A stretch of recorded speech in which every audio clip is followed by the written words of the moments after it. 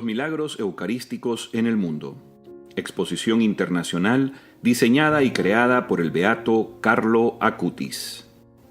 Esta exposición de Carlo presenta una selección de los principales milagros eucarísticos que se han producido a lo largo de los siglos en distintos países del mundo y reconocidos por la Iglesia.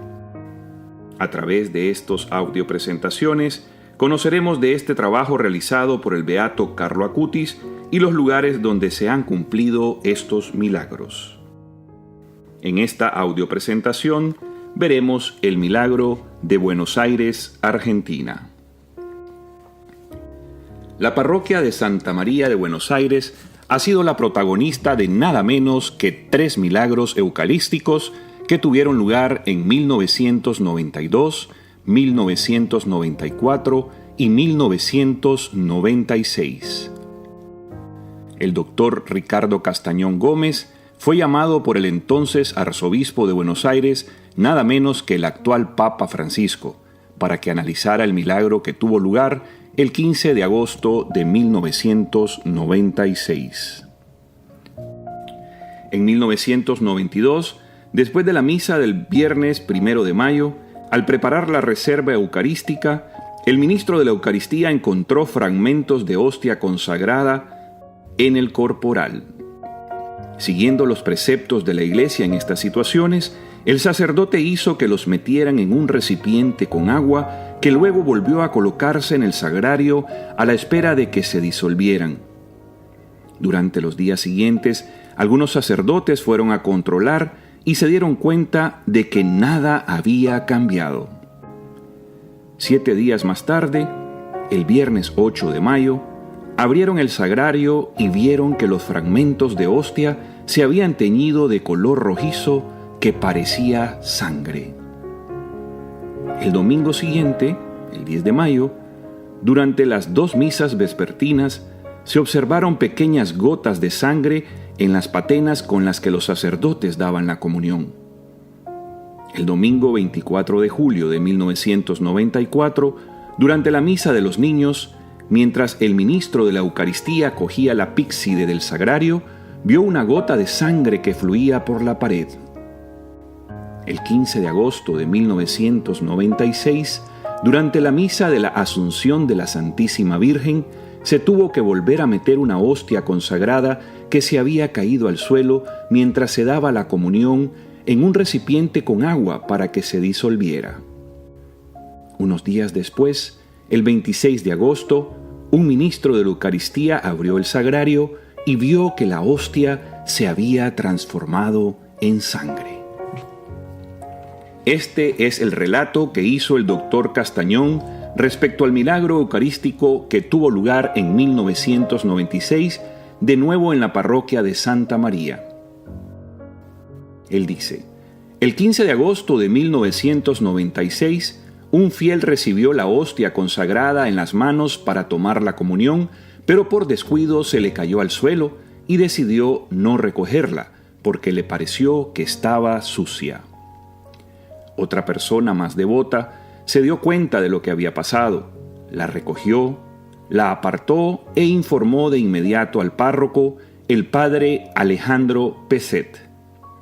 El sacerdote, de acuerdo con las directrices de la Iglesia en estos casos, puso la hostia en un recipiente lleno de agua y la volvió a colocar en el sagrario a la espera de que se disolviera.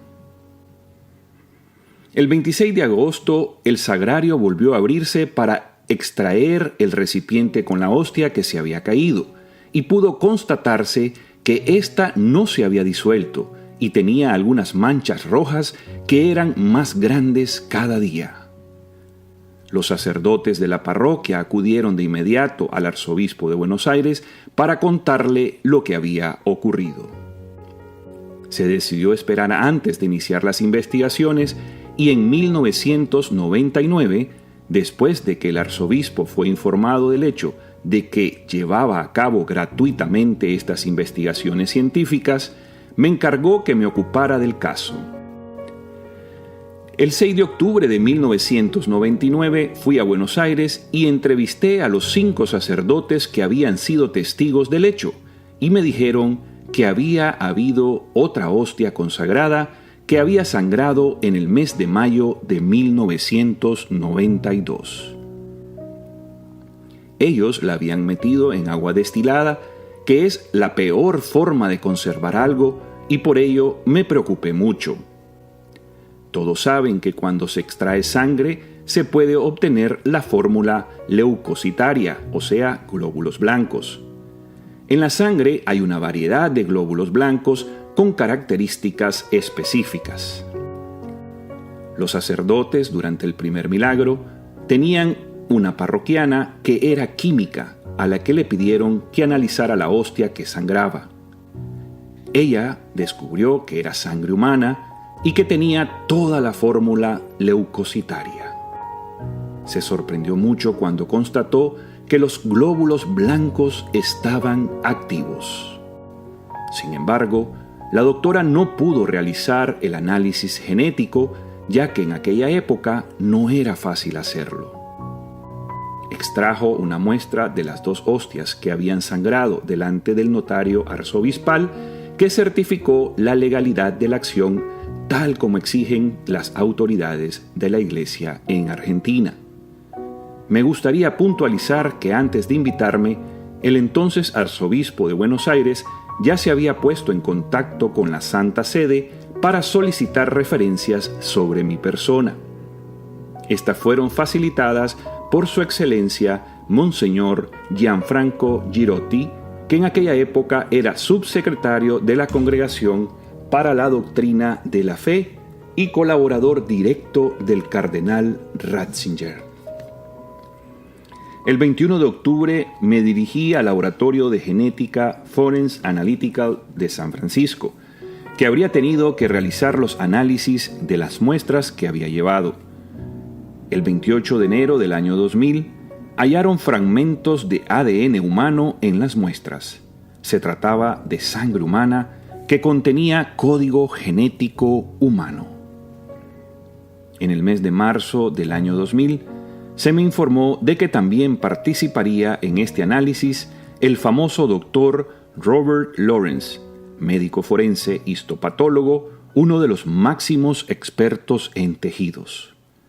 Me asustó la participación del doctor Robert Lawrence porque habría conllevado costes importantes que yo habría tenido que soportar, pero me dijeron que querían que colaborara porque en las muestras habían hallado sustancias que parecían tejidos humanos. El doctor Lawrence estudió las muestras y halló piel humana y glóbulos blancos. En el mes de diciembre del 2000, el doctor Lawrence me dijo que habría podido conseguir más muestras de ADN.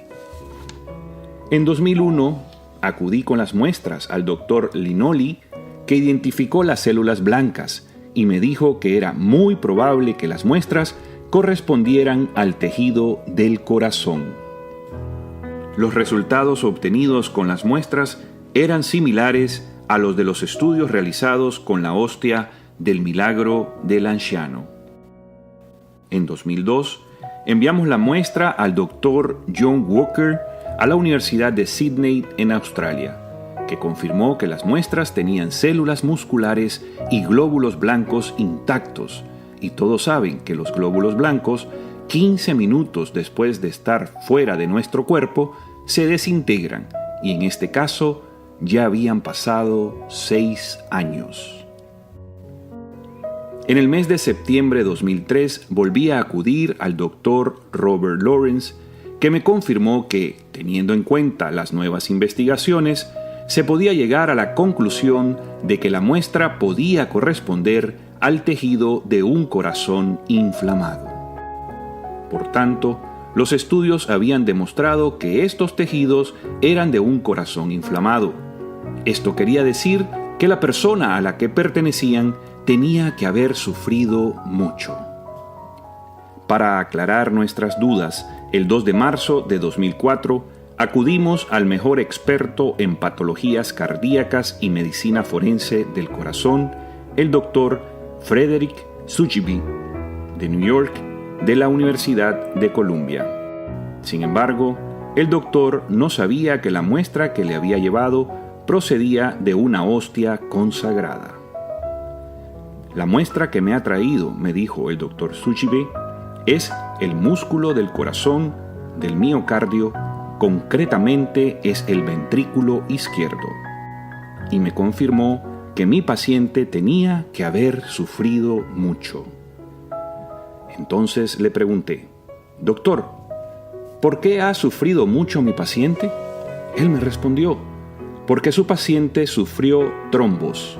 En algunos momentos no podía respirar, no le llegaba oxígeno, le costaba respirar y ha sufrido mucho porque cada aspiración era dolorosa. Probablemente le han dado un golpe a la altura del pecho. Además, el corazón presenta una actividad dinámica, viva, cuando me ha traído la muestra. Y yo le pregunté, ¿por qué? Porque hemos encontrado glóbulos blancos intactos y los glóbulos blancos solo los transporta la sangre y por tanto, si aquí hay óvulos blancos, es porque cuando usted me ha traído la muestra, estaba latiendo. Entonces el doctor preguntó a quién pertenecía esta muestra y cuando le dijimos que procedía de una hostia consagrada, exclamó, «No me lo creo». Se impresionó muchísimo. El mismo doctor nos había mostrado en un libro el caso de una paciente suya que sufría las mismas lesiones de la muestra que le habíamos llevado. El miocardio es el músculo que da la vida a todo el corazón y a nuestro organismo. Precisamente, un teólogo me hizo notar que el hecho de que fuera el miocardio no era casual, sino que ocultaba un simbolismo. El Señor en este milagro nos ha querido mostrar su miocardio, que es el músculo que da la vida a todo el corazón, del mismo modo que hace la Eucaristía con la Iglesia. ¿Y por qué el ventrículo izquierdo? Porque de él llega la sangre purificada, y Jesús es quien purifica a su Iglesia de los pecados. Doctor, me dijo entonces el doctor Tsuchibe, cuando usted me trajo esta muestra, este corazón estaba vivo. Su informe se envió el 26 de marzo de 2005, 5 años y medio después de que empezamos los estudios, y las conclusiones fueron: se trata de tejido del corazón, sufre cambios degenerativos del miocardio y estos cambios se deben al hecho de que las células están inflamadas y se trata del ventrículo izquierdo del corazón. El 17 de marzo de 2006 le llevé los resultados al cardenal Jorge María Bergoglio. Bien, hemos concluido esta audiopresentación. Por favor, estén pendientes de más presentaciones a través de este canal de YouTube. Y para ayudar a divulgar este excelente trabajo del Beato Carlo Acutis, darle me gusta y compártanlo con sus familiares y amigos. Beato Carlo Acutis ruega por nosotros.